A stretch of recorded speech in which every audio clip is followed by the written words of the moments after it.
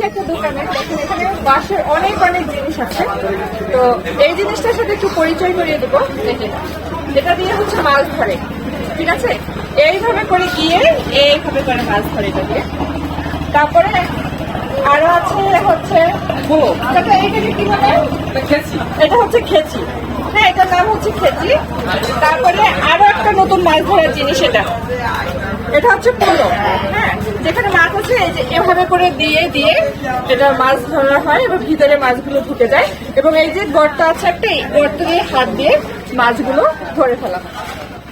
তো এখানে কিন্তু আরো অনেক জিনিস আছে। নরম মাটি কাটে, নরম মাটি, এটা দিয়ে হচ্ছে মাটি, নরম মাটি কাটে।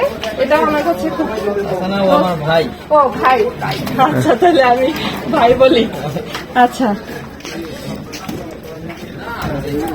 খাজুর গাছ কাটা টোনা খেজুর গাছ কাটার তো না। পিঠে ঝুলে গাছে। আচ্ছা, এইটা হচ্ছে একটা খুব সুন্দর জিনিস। দেখেন এটা হচ্ছে বলে খেজুর গাছ কাটার টোনা। মানে আমরা যখন রস সংগ্রহের জন্য যখন খেজুর গাছটা কাটা হয় তখন যে গাছিরা থাকে তারা এইটা পিঠে ঝুলিয়ে ওঠে। এটার মধ্যে প্রয়োজনীয় যে দা, তারপরে কাঁচি, হাতুড়ি, এগুলো এটার মধ্যে রেখে তারপরে ওঠে। খুব সুন্দর না জিনিসটা? তারপরে এখানে অনেক কিছু আছে। দেখেন এটা হচ্ছে চাল মাপার যে স্যার, এটা হচ্ছে ব্যাটের তৈরি।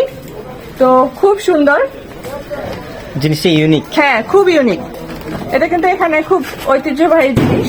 এখানে আছে আরো অনেক জিনিস। এটা কি ভাইয়া?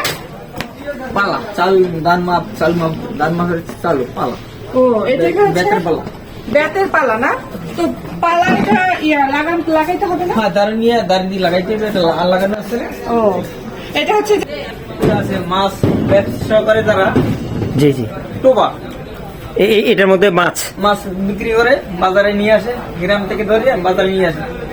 ব্যাপারীরা এগুলো নিয়ে ব্যবসা করতে আসে, নিয়ে আসে। এগুলো মাছ ধরা হেঁটিয়ে, এটা মাছ পানি যে পানি খিচিয়া মাছ ধরে। পানি খিচে, মানে সেচ দিয়ে, পানি সেচ দিয়ে তারপরে এটা দিয়ে হচ্ছে মাছ ধরে।